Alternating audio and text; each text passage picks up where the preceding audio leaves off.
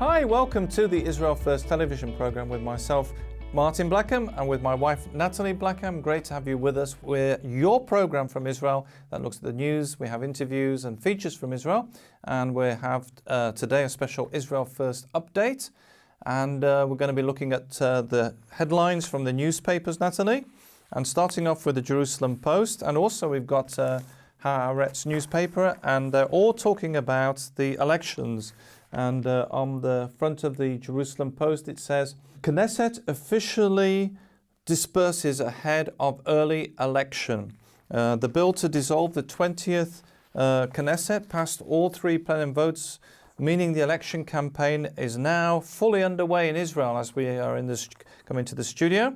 The final vote was 102 people in favor of dispersing the Knesset and 2 opposed. Tourism Minister Yarav Levin of the Likud party took the opportunity to praise the government's achievements. Levin focused on the Jewish national state law, which he called a faithful representation of the Zionist tradition on which Israel was established. And, you know, the elections, now we're in this election season, it's a bit, I was going to say unstable, but there's still a government. I didn't know this, but the government still works behind the scenes until the next government is elected. So in April. And so there's a lot of things starting to happen. This is just before Passover. Yeah. So also in Haaretz newspaper, it's featured as well. It says Knesset votes to dissolve elections set for, as Natalie was saying, April. And also in the Jerusalem Post headlines, it's got a picture of some of the candidates. It says, Right slams Gantz after pledge to revise the nation-state law, the exact law that Levin, the tourism minister, was speaking about. He wants to get rid of it, Gantz, and change it.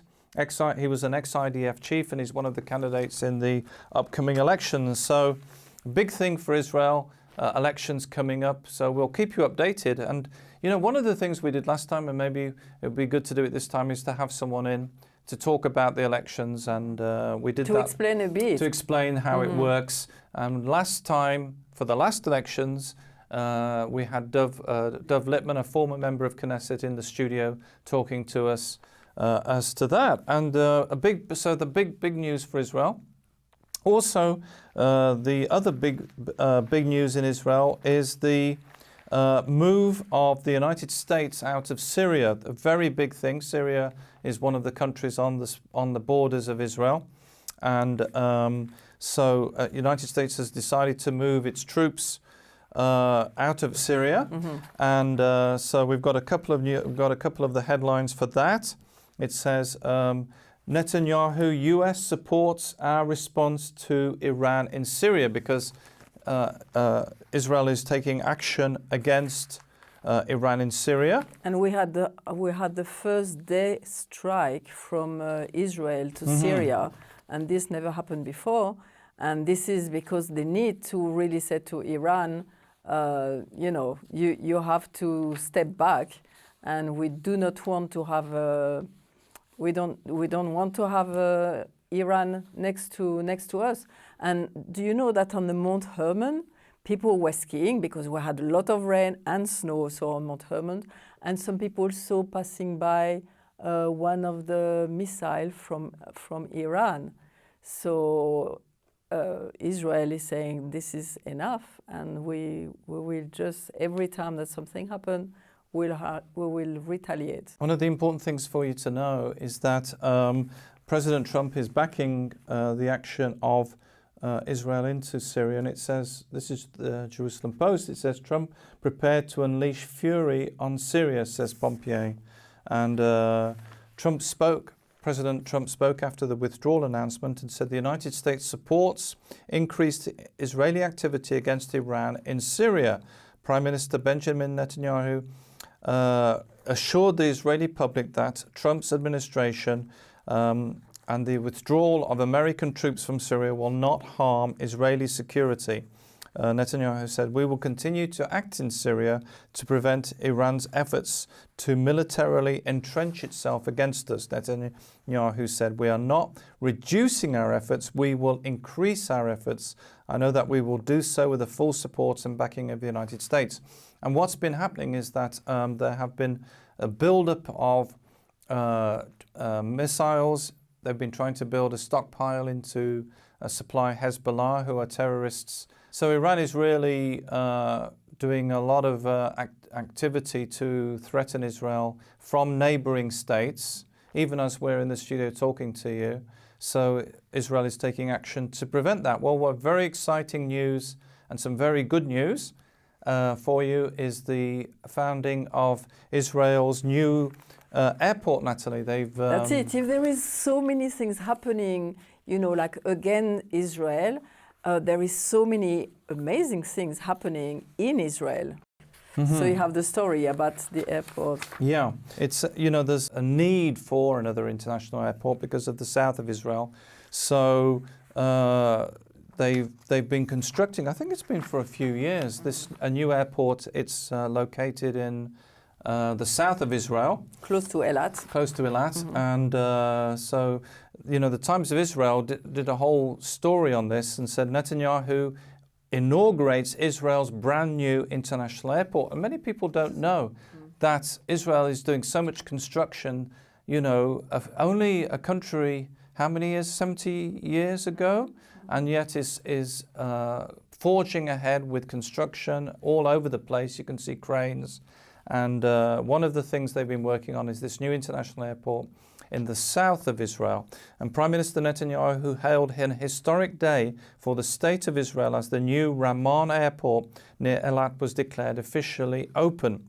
The $460 million airport in southern Israel, named in memory of Ilan and Asaf Ramon, and located 18 kilometers north of Eilat in the Timna Valley, will replace the current Eilat and Ofra airports serving the Eilat area for domestic and international flights. So the name is very special because Ramon, Ilan Ramon, and Ilan was one astronaut, and he died when they were coming back into the air, the atmosphere from the Earth, and a few years ago.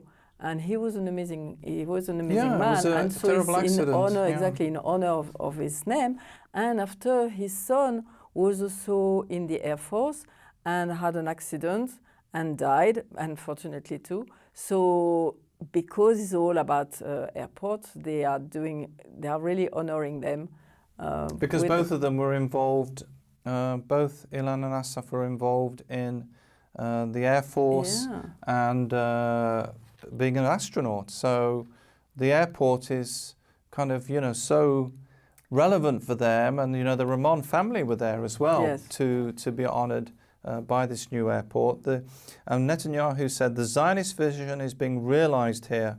Here in Timna, we are fulfilling three key national goals. First, the advancement of national aviation. Second, the blooming of the Negev and Arava area. And third, adding layers to the building of our relations with the countries of the world. And it means that not just that, Israel has another airport, but there's, other countries, people can travel around the Middle East. There'll be, maybe they'll be going to Egypt, but there's a major hub for Israel. And there is a lot of things. There was also Ram Air, which is like from Rwanda. They are going to bring some people. Again, Netanyahu went to Chad, which is a Muslim country, first time, and again having some relation with that country. So there is a lot of things that are happening, which is great news. And Netanyahu is doing amazing work internationally. And is very important because Israel is put back on the map, not just like growing itself, but like there is people coming. And like you were speaking about the tourism, the minister of tourism, Levin. And like few years ago, they have a joke in Israel. They are saying, few years ago, the minister of tourism knew every tourist because there wasn't so many. But now this year we went to 4.2 Million. Million, 4.2 million. sorry, yes.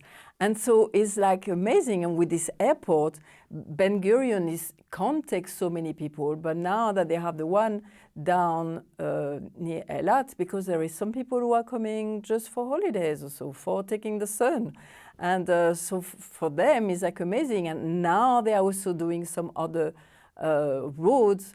So they are connecting much more the center of Israel, because you can see Israel is a very long country, not very wide, but very long. So when you go from the top of Mount Hermon, where people go skiing, you go like Jerusalem, Tel Aviv, and then you go down at Eilat, where you can swim.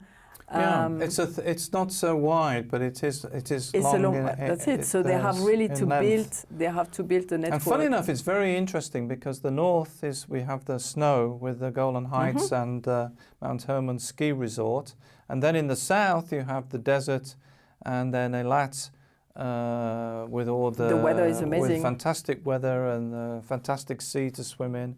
And a scuba dive. That's it. And absolutely amazing, really. And you know, if you look, if you're watching the program and you're interested in it's called Ramon Airport, and we've got a video clip from the opening inauguration that we're going to have a look at right now. And listen carefully, because it's very exciting what they are saying and how they make also this airport.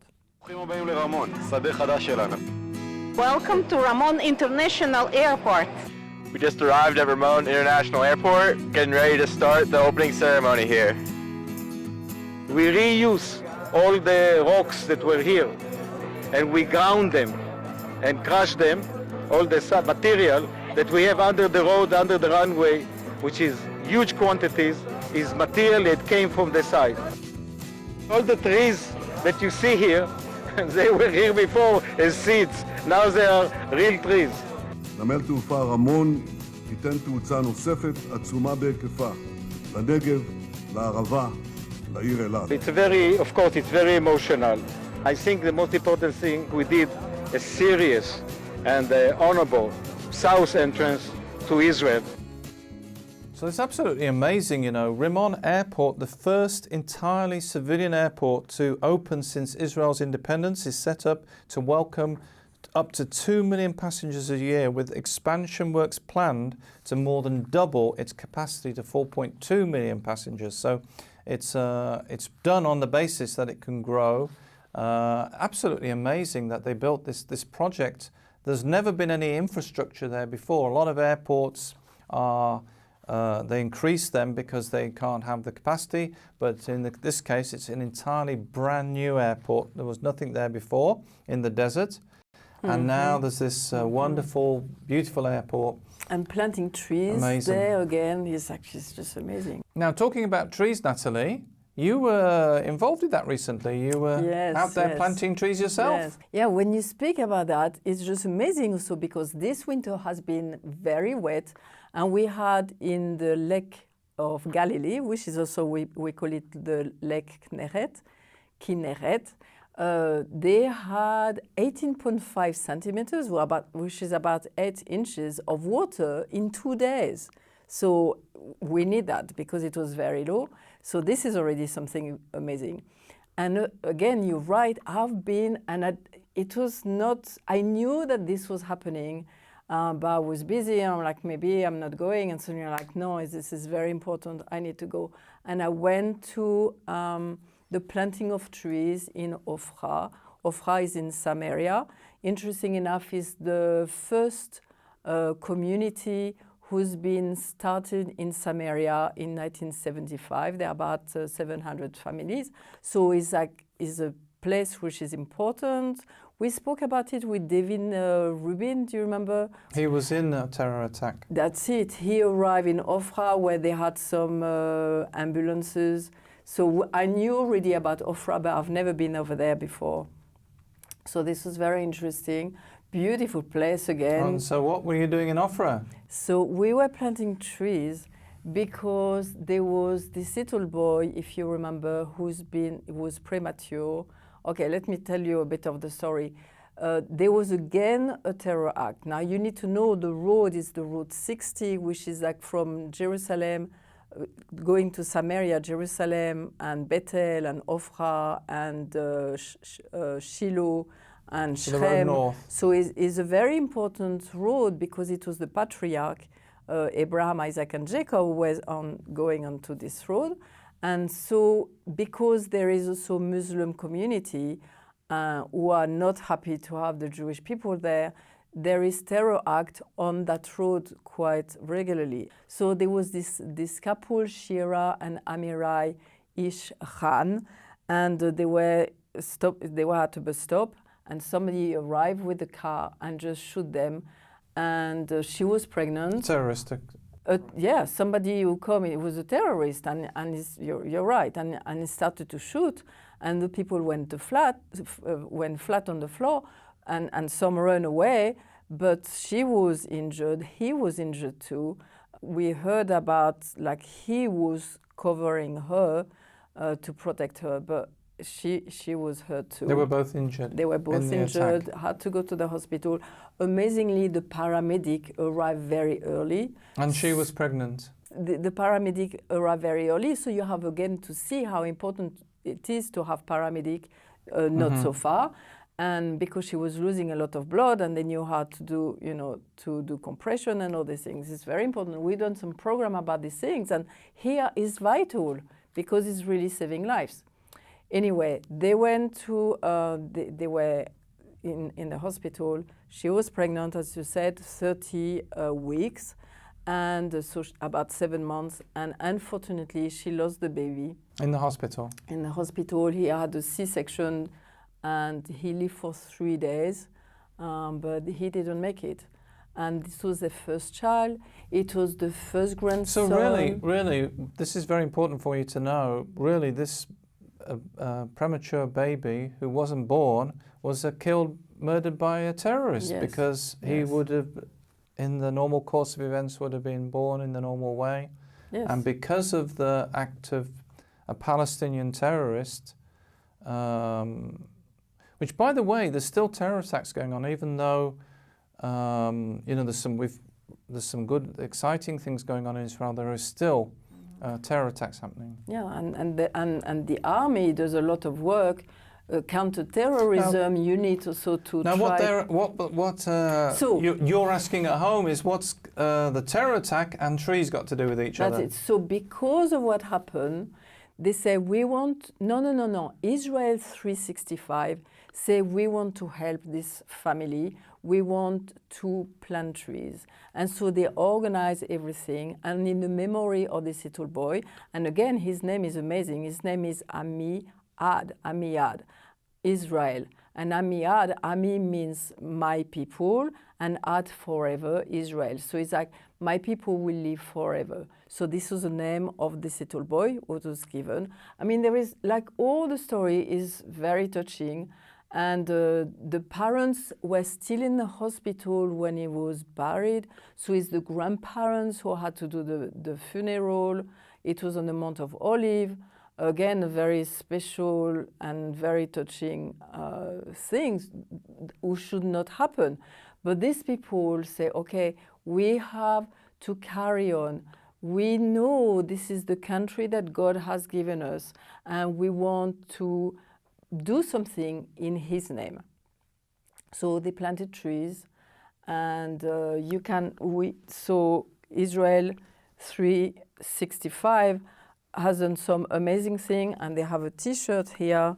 You can see written there, Israel 365, and there is written, and I will plant them upon the soil, never more to be uprooted from the soil I have given them, said Hashem your God. And this is in Amos. And you see, it's really special to see that. And you have it also written in Hebrew there. See, people. And so there were some young people who were just from the community of Ofra, who was there in the morning, and they were on, it was a Friday, and it was Tu Bishvat. Tu Bishvat, again, is like a special time in Israel, is the year of the trees. So it's a good time to plant the trees, and it's becoming... Yeah, it's a festival to plant trees, isn't it? Yes, it's new. It's annual. Oh, is it? But it's every new. year, though, isn't it? It's every year. Right. And it's because Israel is growing, they say, okay, we are taking this time to plant trees. So it is not a very old way of custom, but they say now, but it's coming a beautiful custom, and you have young people anyway. So you have all these young people planting the trees. And the story was that before there was a forest there a long time ago, and with Elisha. And so the story of Elisha with the two bears who are like coming out of the forest, it was around this area. So for them it was like, okay, now we are going to build, we are going to replant this forest. And so this was very touching. Shira and her husband came out of the hospital that day and was with us to replant, and they planted a tree there. And it was very touching. And she said, I want to have thousands of children, you know, and we are going to plant a lot of trees here to show that Am Israel Chai, which means that Israel live and Israel will live. So it's very beautiful. It's an amazing thing to plant trees, and if you're interested and you're watching the program and you would like to be involved in planting the trees, do contact us and we'll put you in touch with the right organizations. They can be in touch with Israel 365, right. And you can receive the campaign, and it's just beautiful to help Israel. And it was, again, the last things, it was said that it was Christian who were helping the Jewish people of Ofra. So again, it was something very special. Exciting. And, you know, we're coming up to our 100th program, Natalie. Do you know that? We're coming up to being 100. That's a centenary. You know, that's an amazing amount. With Angel TV. 100 programs, yes. And so it's thanks to you, thanks to your support, that we're able to come up to our 100th birthday. Maybe, you know, if we could do something special for we should. I think we've got a guest in when we have the actual 100th, but anyway, but we could do something special afterwards to thank you and to celebrate the 100th birthday, maybe have a cake or something. Yeah, a birthday cake. And also help us, you know, what we're being able to do is because you are behind us. Exactly, because it's the only reason that we're able to get to the 100th birthday is because of your support. If you'd like to make a donation, especially for our 100th birthday, I was thinking if you could give $100 or 100 euros or 100 pounds to celebrate our 100 shekels. 100 of your currency, then go to our website. There's a donate page, all the information. And by the way, if you're donating in the United States, we have a special system through Zion's Bridge. You can do a donation of $100 and you can get an American tax return. So do contact us if you'd like to support. We do need your support to continue going, and it's only because of your support that we've been able to come to this day. So thank you so much for being with us today, and we'll be right back after this. Shalom, dear friends, wonderful to be with you. We carry on looking at some Hebrew words, and we're looking in a psalm, and today is Psalm 68. And verse 6, and is God sets the lonely in families. Usually this is what we see in English in many translations, but when we look in Hebrew, it's giving something much deeper, and we're going to look at it together. So in Hebrew is Elohim Moshiv Yechidim Baita. So we're going to look, Elohim is God, Moshiv, it comes from the verb or the word that you know, that you might have heard already, Moshav, and Moshav is a settlement. So it means that Elohim is settling, okay? And after Yechidim comes from the name Yachid, and the name Yachid is like an individual, but not just an individual. It's like an individual who is like lonely, single, and then God is saying, I put them in families we have in English, but now when we look in Hebrew is Baita. And Baita, do you remember? Bait, we can hear the name a bit, Bait is the root word, and Bait is a house or a home. And so God is saying, I'm going to settle the individuals who are lonely by themselves, and I'm going to set them in a place of a home. Now, we are going to look at the name Yehidim, because Yehidim, we were saying it comes from Yahid, but when you look, so is the plural, but everybody is important. As you remember, and we say again and again, we are made in the image of God. Tselem Elohim. So we all have an amazing potential.